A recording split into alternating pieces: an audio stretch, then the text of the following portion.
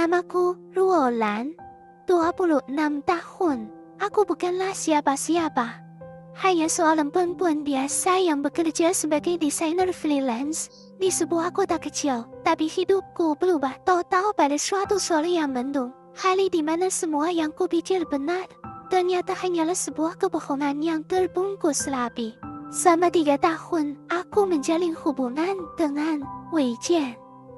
Dia adalah sosok lelaki yang tampak sempurna di mataku, lembut, perhatian, dan yang paling penting, dia selalu bilang ingin menikah denganku. Tentu saja aku percaya, sampai sebuah pesan yang tidak sengaja kulihat di ponselnya menghancurkan semua kepercayaanku itu. Pesan itu berisi sebuah foto seorang perempuan, dan sebuah tulisan singkat yang menusuk jantungku. Aku rindu kamu, jangan lupa kita ketemu malam ini. Dadaku terasa sesak, membeku. Aku tidak mau langsung menuduh, aku ingin mendengar penjelasannya sendiri. Tapi apa yang kutemukan malam itu, di sebuah kafe kecil yang remang-remang, adalah kenyataan yang jauh lebih pahit daripada yang pernah kubayangkan. Wei Chen, kekasihku, sedang tersenyum hangat pada perempuan itu.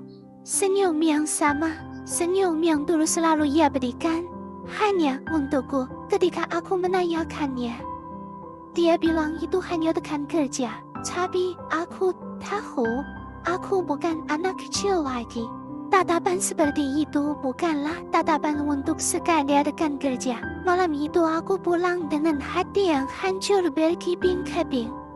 Tapi anehnya, di tengah kehancuran itu, tumbuh sebuah tekad yang baru. Aku tidak akan pernah memohon untuk dipertahankan oleh orang yang jelas-jelas tidak menginginkanku. Hari itu, aku memutuskan semuanya. Aku melepaskan semua kenangan, semua janji manis yang pernah terucap, semua hadapan masa depan yang pernah kami bicarakan bersama. Aku mengemasi barang-barang kecilku yang ada di rumahnya. Dan aku meninggalkan sepucuk surat, bukan surat yang panjang dan penuh drama. Hanya satu kalimat singkat. Terima kasih untuk semua waktu yang pernah indah. Tapi, seseorang yang benar-benar mencintai tidak akan membuatku merasa seperti ini. Sore itu aku menangis sejadi-jadinya. Bukan karena sedih ditinggalkan, tapi karena lega. Karena akhirnya, aku punya keberanian untuk pergi. Tangisan itu adalah perayaan untuk diriku sendiri. Beberapa minggu setelah putus, aku mengubur diriku dalam pekerjaan. Aku menerima sebuah proyek desain besar dari seorang pengusaha muda bernama Han Qilen. Reputasinya mendahuluinya, dia terkenal dingin, tegas, dan sangat profesional. Tapi dari percakapan pertama kami, aku justru merasakan sesuatu yang lain. Ada ketenangan dalam suaranya. Dan entah kenapa, aku merasa aman. Kami jadi sering bertemu untuk membahas revisi desain. Pelan-pelan, dia mulai membuka dirinya. Han Qilen yang dingin itu ternyata punya sisi yang hangat. Suatu hari dia pernah berkata, setiap orang punya masa lalu Ruolan, tapi masa depan kitalah yang memilihnya. Kalimat sederhana itu terus terngiang di kepalaku tanpa kusadari. Hubungan profesional kami perlahan berubah menjadi sesuatu yang lebih personal. Sampai suatu malam, setelah rapat yang panjang, dia menatapku dan berkata dengan suara pelan, Ruolan, kamulah yang dicintai dengan cara yang tidak membuatmu meragukan dirimu sendiri. Aku terdiam.